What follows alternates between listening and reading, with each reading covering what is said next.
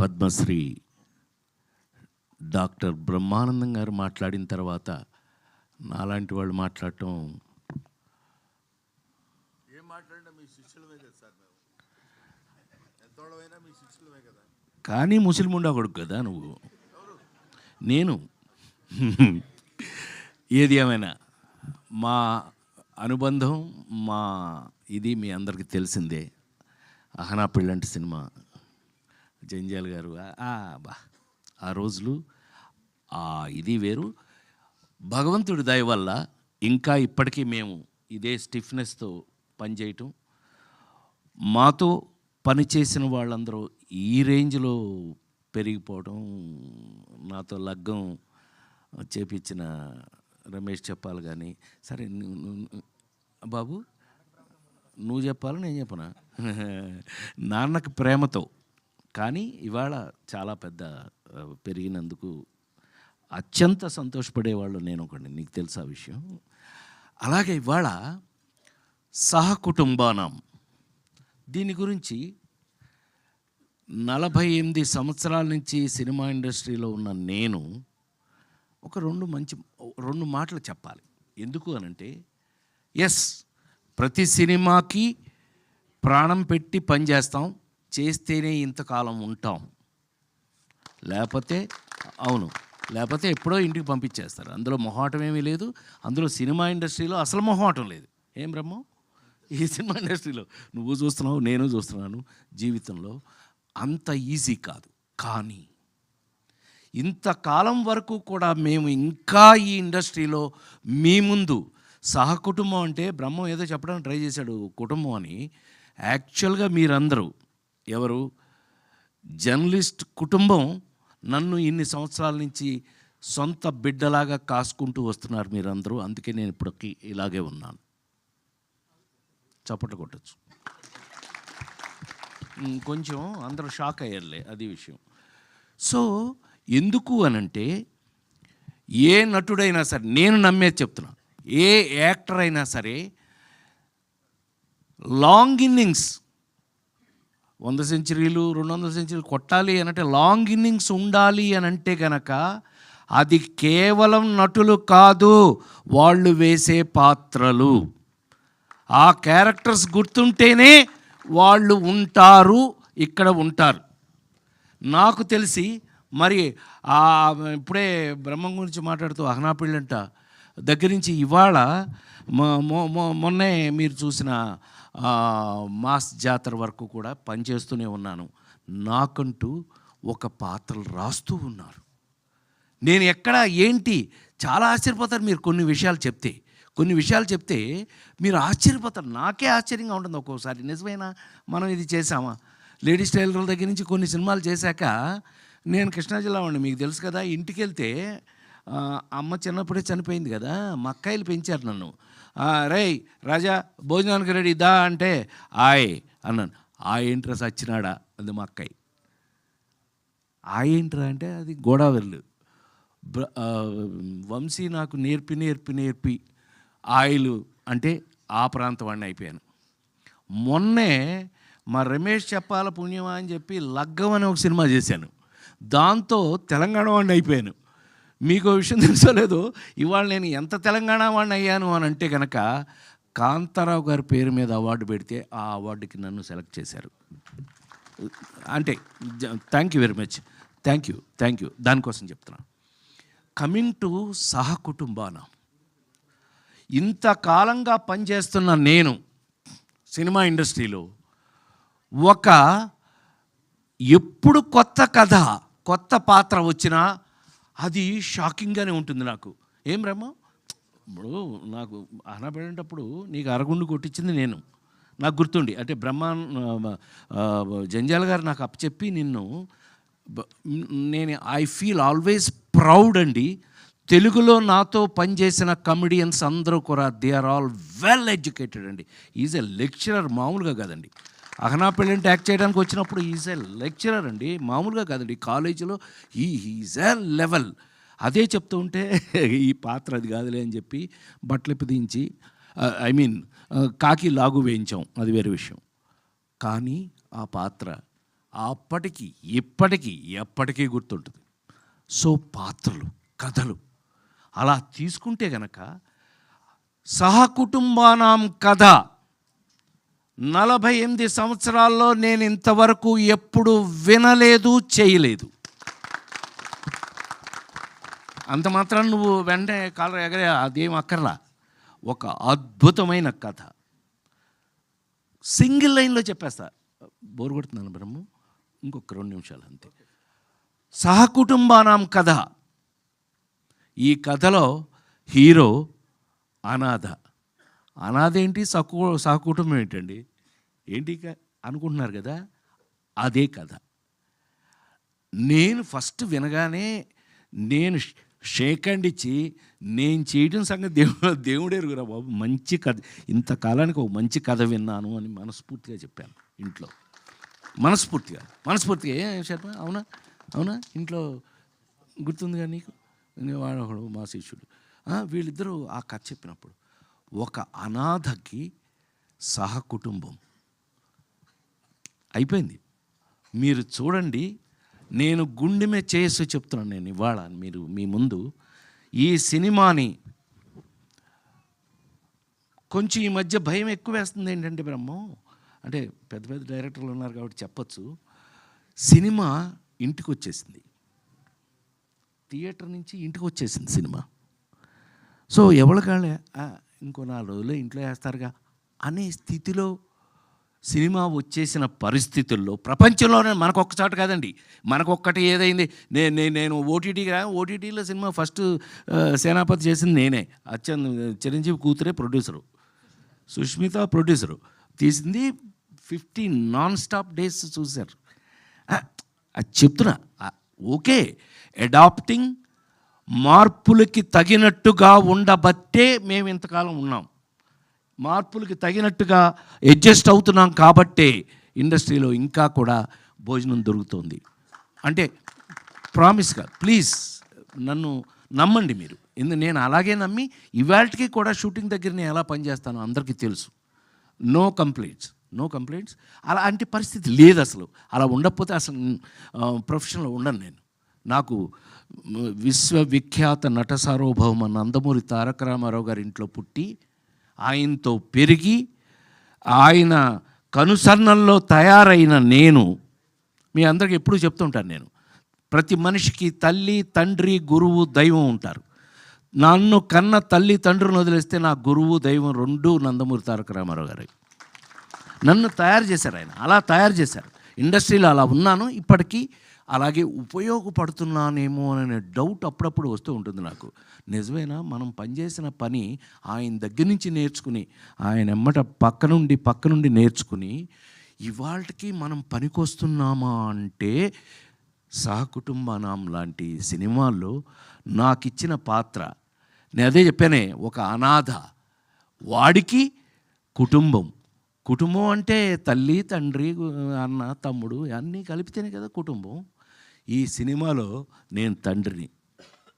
ఎలా తండ్రిని అయ్యానో ఏంటి, అది కామెడీయా, సీరియసా? ఆ 4 సినిమాలు చూసిన మీ అందరూ మన రాజేంద్ర ప్రసాద్ గారు ఏదైనా చేసేస్తాడే, అలా కాదు, మా బ్రహ్మం చెప్పినట్టు అలా కాదు. కానీ ఛాలెంజ్లు ఉన్నాయి ఇందులో. ఇప్పుడు బ్రహ్మం వచ్చాడు అని అంటే ఒక బ్రాండ్. బ్రహ్మం వచ్చాడు అనగానే బాట్ మేడం థియేటరు. అది ఎలా ఉపయోగించుకుంటారు వాళ్ళు అనేది వాళ్ళ మీద ఆధారపడి ఉంటుంది, ఎవరు ఆ డిపార్ట్మెంట్ మీద ఆధారపడి ఉంటుంది, అతన్ని ఎలా ఉపయోగించు. అలాగా ఈ రోజున నాకు ఒక రెస్పాన్సిబిలిటీ యాక్టర్కి ఉంటే గనక ఈ సినిమాలో నేను చేసిన క్యారెక్టరు నాకు ఒక పెద్ద పరీక్ష అయ్యింది అని మీ అందరి ముందు సవినయంగా మనవి చేస్తూ, ఇది పెద్ద పరీక్ష ఈ సినిమాలో. ఎంత నాకు పరీక్ష పెట్టింది ఈ క్యారెక్టరు అని అంటే కనుక, వీడు ఫాదర్ కాదు, తల్లి కాదు, సరే మొత్తం కథ చెప్పకూడదు కాబట్టి ఎనీవే, అనాథ అనగానే వీళ్ళందరూ ఫ్యామిలీ ఉందనగానే ఎంతో కొంత మేము కూడా ఆలోచిస్తామండి, మీరే కాదు. కానీ అది ఎంత ఇంట్రెస్టింగ్గా ఉంది అని అంటే కనుక, ఒక మనిషికి కుటుంబం యొక్క అవసరం ఎంత ఉంటుంది, ప్రపంచంలో మరి ముఖ్యంగా భారతదేశంలో కుటుంబ వ్యవస్థకి ఉన్నటువంటి ఆ గొప్పతనం ఏంటి, ఆ కుటుంబ వ్యవస్థకి మనం ఇచ్చే గౌరవం ఏంటి అనే విషయాలతో సహా ఇంట్రెస్టింగ్గా సినిమాగా గమ్మత్తుగా చేయటం నాకు ఒక అద్భుతమైన ఎక్స్పీరియన్స్ ఇచ్చింది అని చెప్పి మనస్ఫూర్తిగా నేను మీ అందరికీ తెలియజేస్తూ, డెఫినెట్గా ఈ సినిమా 100% ఈ సినిమా మీ అందరికీ నచ్చుతుంది, నచ్చి తీరాలి అని మనస్ఫూర్తిగా కోరుకుంటూ మేమేం చేశామో ఏమ్మా వెళ్ళిపోనా నువ్వు ముందుకు వచ్చాను సార్ వాళ్ళు దారి ముందుకు ఇవ్వడానికి. వస్తున్నారు, సరే నువ్వు ముందుకు వస్తుంటే ఒకవేళ నన్ను వెళ్ళమంటున్నావేమో. ఆ దారి ఇవ్వడానికి జరిగాను సార్. అనంత్ శ్రీరామ్ గారు వచ్చారు. అనంత్ శ్రీరామ్ గారు please join the stage Anant sir. Sriram గారిని స్టేజ్ మీదకి రావాల్సిందిగా మనస్ఫూర్తిగా కోరు. నీ పని నేను చేస్తున్నానే, అప్పుడప్పుడు నీ పని నేను కూడా చేస్తాను. అనంత్ శ్రీరామ్ గారు వేదిక మీద విచ్చేయవలసిందిగా.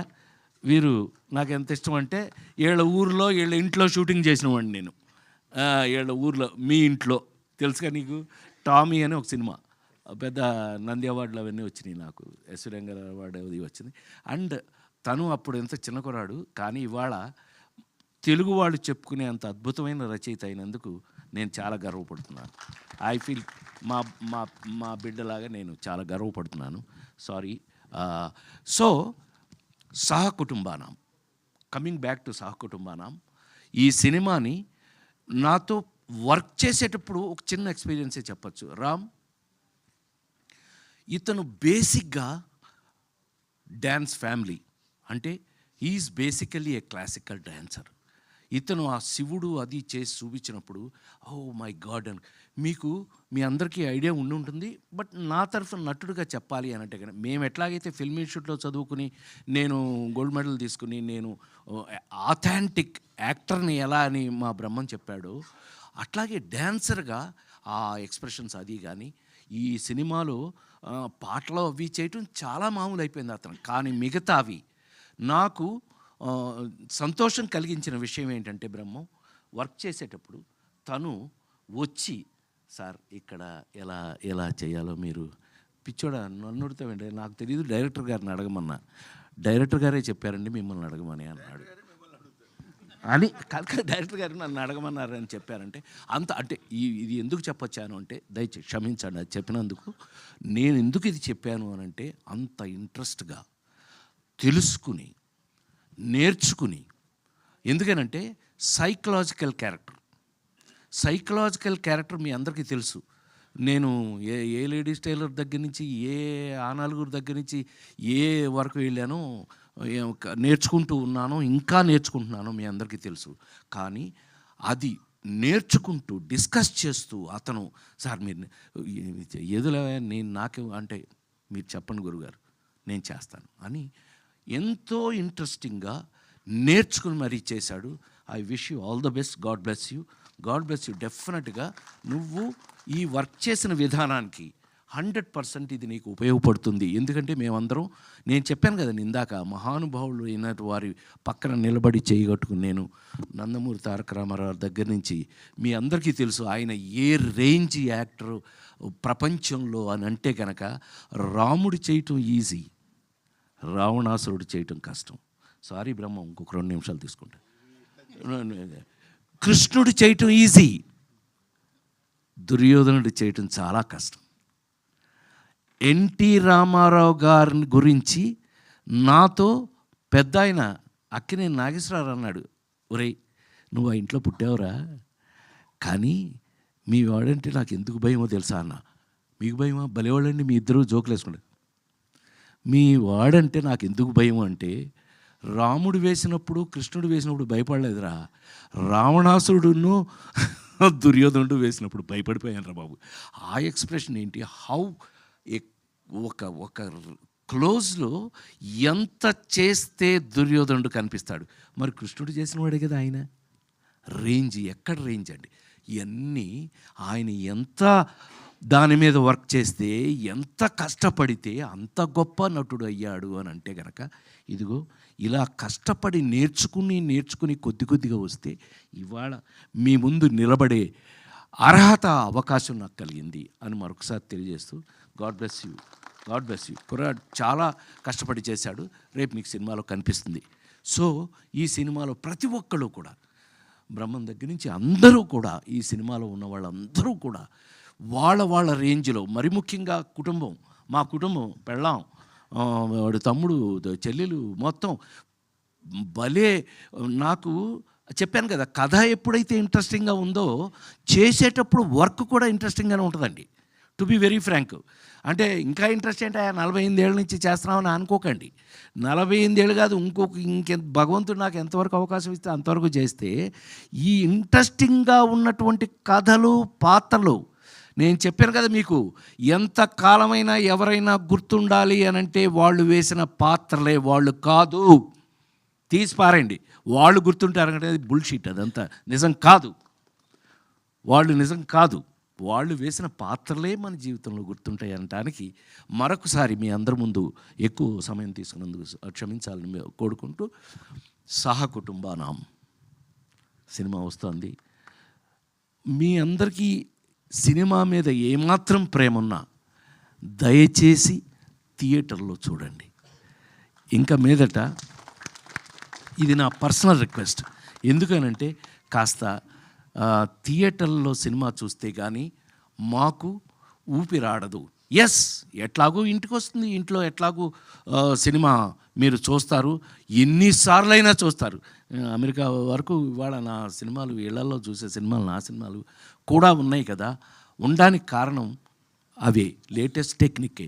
కానీ వచ్చిన సినిమాని వచ్చినట్టుగా మీరు కూడా గౌరవించి చూడాలని మరొకసారి మనవి చేస్తూ, నా తరఫున, మా మొత్తం టెక్నీషియన్స్ వీళ్ళందరి తరఫున, దర్శకుడు గురించి వాళ్ళ గురించి చక్కగా మా బ్రహ్మం చెప్పాడు, బ్రహ్మాండంగా. నిజంగా అతను కానీ, మా వాడు కానీ, వీళ్ళు, మా కెమెరా వాళ్ళు కానీ, మరి ముఖ్యంగా ఈ సినిమాని నేను first appreciation goes to the producer అండి. ఎందుకనంటే ఎస్, ప్లీజ్, ఏం బ్రహ్మం, ఇలాంటి వాళ్ళు తీస్తేనే సినిమాలు ఆ నలుగురు కానీ, లేకపోతే లేదు ఇంకో మహా అద్భుతమైన సినిమాలు ఎందుకు వస్తాయి అనంటే ఇలాంటి నిర్మాతలు ఉన్నప్పుడే.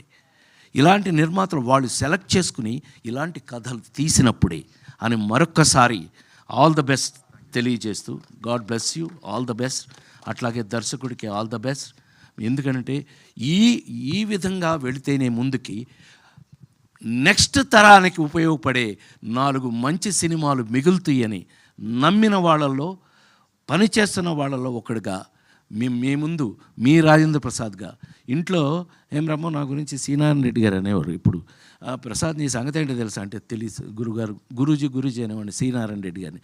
ఏమి లేదయా, నీ పరిస్థితి ఏంటో తెలుసా, ఏంటి గురుగారు, ఇంట్లో కంచం ఉంటుంది, మంచం ఉంటుంది, రాజేంద్ర ప్రసాద్ సినిమా ఉంటుంది, సరే పో అనేవాడు. అట్లా మీ అందరి ఇళ్లల్లో ఉన్న నేను, నాతో మా బ్రహ్మం, మా బ్యాచ్, మొన్నే మా మామ కోట మామ వెళ్ళాడు పైకి, అయినా పర్లేదు, ఇదంతా మా బ్యాచే. సో మేమందరం మీ ముందు ఎప్పటికీ మీ సేవకు